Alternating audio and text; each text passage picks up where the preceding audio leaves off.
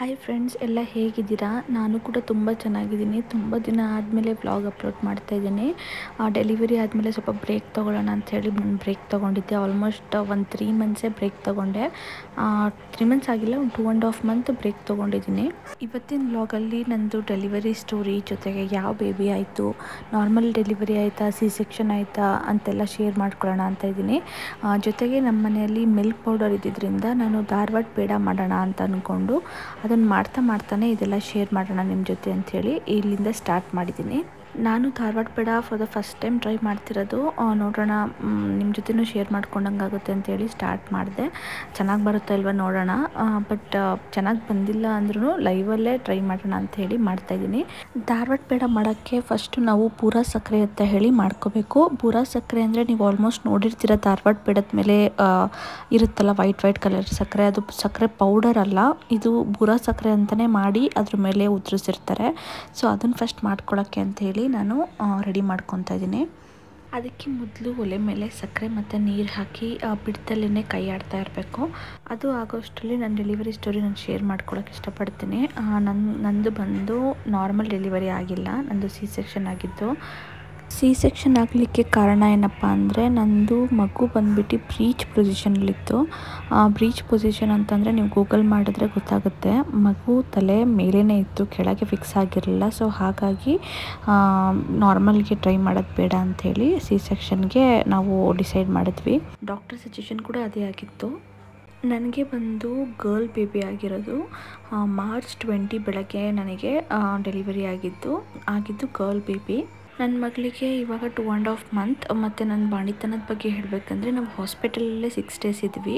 ನಾನೊಂದು 15 ಡೇಸ್ ತನಕ ಹಾಲು ಅನ್ನ ಮತ್ತು ಈ ತಿಳಿ ಸಾರನ್ನು ಅದೆಲ್ಲ ನಾನು ಫಾಲೋ ಮಾಡಿದ್ದು.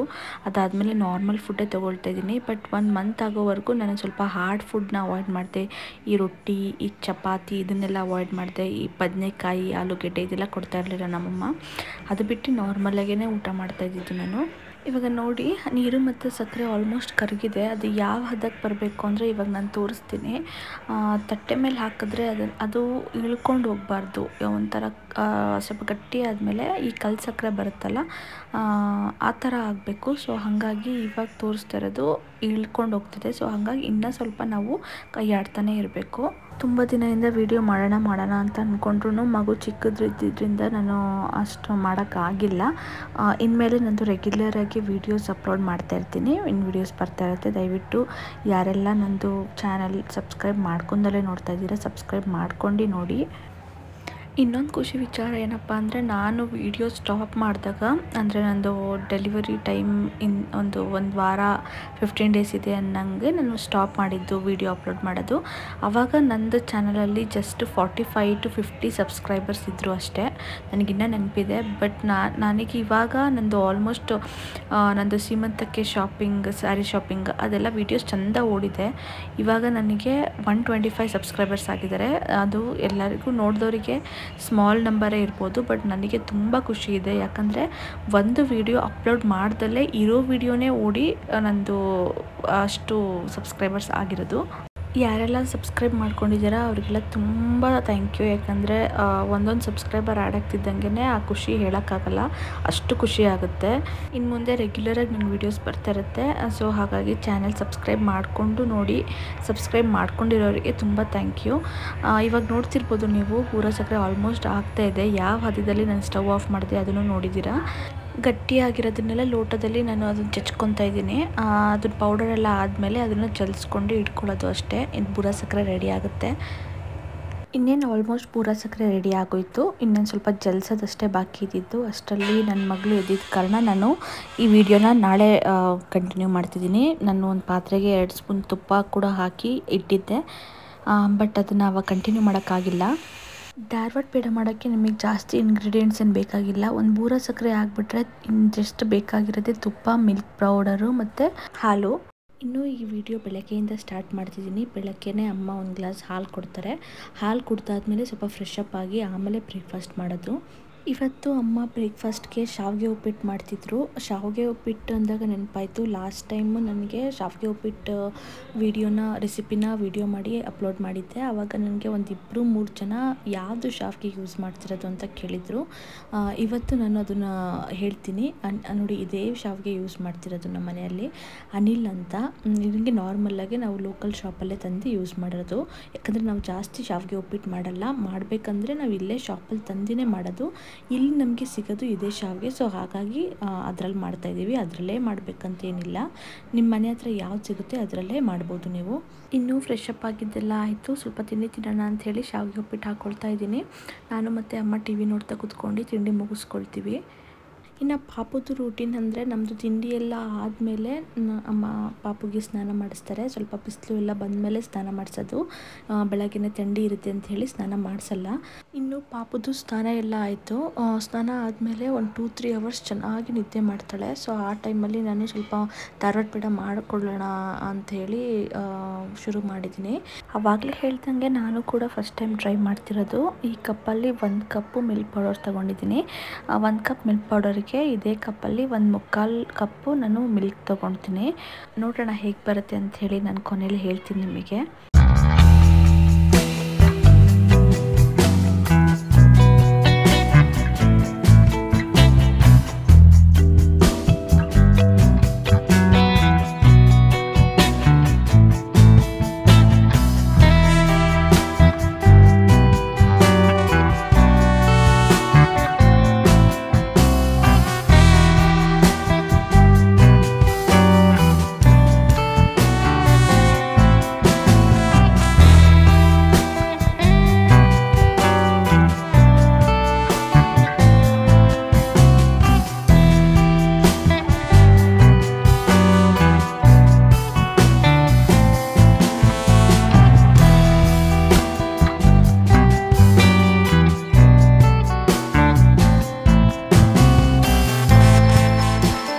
ಬಾಣಲಿಗೆ 1-2 ಸ್ಪೂನ್ ತುಪ್ಪ ಹಾಕಿ ಮಿಲ್ಕ್ ಪೌಡರ್ ಹಾಕಿ ನಾನು ಕ್ಲೀನಾಗಿ ಫ್ರೈ ಮಾಡ್ಕೊತಾ ಇದ್ದೀನಿ. ನೀವು ನೋಡ್ಬೋದು, ಮಿಲ್ಕ್ ಪೌಡರು ಕಲರ್ ಚೇಂಜ್ ಆಗ್ತಾ ಹೋಗುತ್ತೆ. ಈ ಕಲರ್ ಬರೋವರೆಗೂ ನಾನು ಫ್ರೈ ಮಾಡ್ಕೊಳ್ತಾ ಇದ್ದೀನಿ.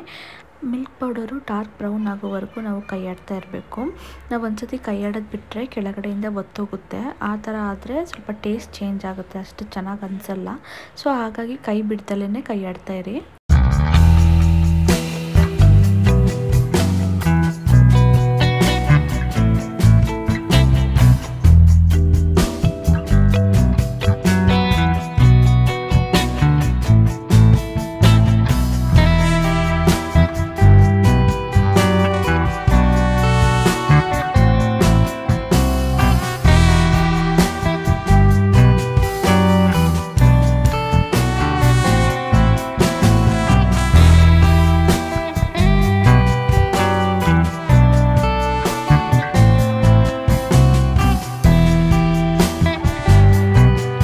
ಇವಾಗ ನೋಡ್ಬೋದು ನೀವು, ಮಿಲ್ಕ್ ಪೌಡರ್ ಡಾರ್ಕ್ ಬ್ರೌನಿಗೆ ಟರ್ನ್ ಆದಮೇಲೆ ಸ್ವಲ್ಪನೇ ಹಾಲು ಮಿಕ್ಸ್ ಮಾಡ್ಕೊತಾ ಇದ್ದೀನಿ.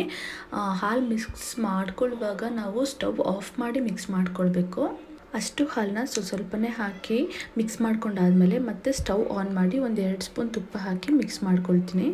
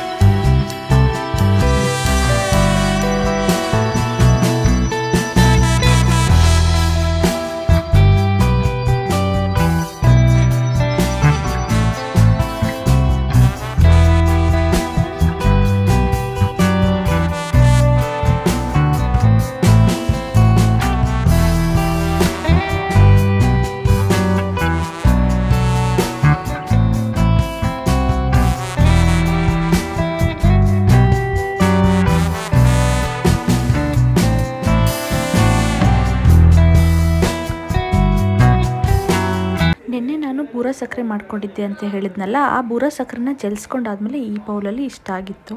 ಅದನ್ನು ಸ್ವಲ್ಪನೇ ನಿಮಗೆ ಸ್ವೀಟ್ ಎಷ್ಟು ಬೇಕಾಗುತ್ತೆ ಅಷ್ಟು ಹಾಕಿ ನೋಡಿ ಹಾಕ್ಕೊಂಡು ಮಿಕ್ಸ್ ಮಾಡ್ಕೊತಾ ಹೋಗಿ.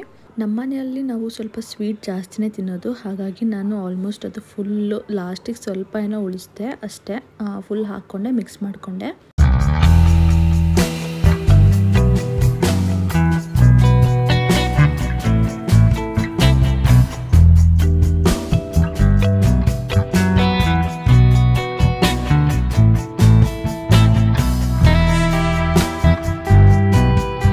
ಎಲ್ಲಿ ಮಿಸ್ಟೇಕ್ ಆಯಿತು ಅಂತ ಗೊತ್ತಿಲ್ಲ, ನಂದು ಉಂಡೆ ಕಟ್ಟೋಕ್ಕೆ ಬರಲಿಲ್ಲ. ಬಟ್ ಟ್ರಸ್ಟ್ ಮೀ, ಟೇಸ್ಟ್ ಮಾತ್ರ ಸೂಪರ್ ಆಗಿತ್ತು. ನಂದು ಉಂಡೆ ಕಟ್ಟಕ್ಕೆ ಬರಲಿಲ್ಲ ಅನ್ನೋದೊಂದೇ ನಾನು ಮಿಸ್ಟೇಕ್ ಮಾಡಿದ್ದು. ಟೇಸ್ಟ್ ಮಾತ್ರ ಸೇಮ್ ಧಾರವಾಡ ಪೇಡ ಹೇಗಿರುತ್ತೆ ಅದೇ ಥರ ಇತ್ತು. ನಾನು ಒಂದು ಸ್ಪೂನ್ ಟೇಸ್ಟ್ ಕೂಡ ಮಾಡಿದೆ, ಬಟ್ ನಾನು ಒಂದು ಸ್ಪೂನ್ ತಿಂತಿದ್ದಂಗೆ ನನಗೆ ಮತ್ತೆ ಅದೆಷ್ಟು ಸ್ಪೂನ್ ತಿಂದಿದ್ದೀನೋ ಗೊತ್ತಿಲ್ಲ. ಕೈಯಲ್ಲೇ ಕಲಿಸ್ತಾ ಹಾಗೆ ತಿಂತಾನೇ ಇದ್ದೆ ನಾನು.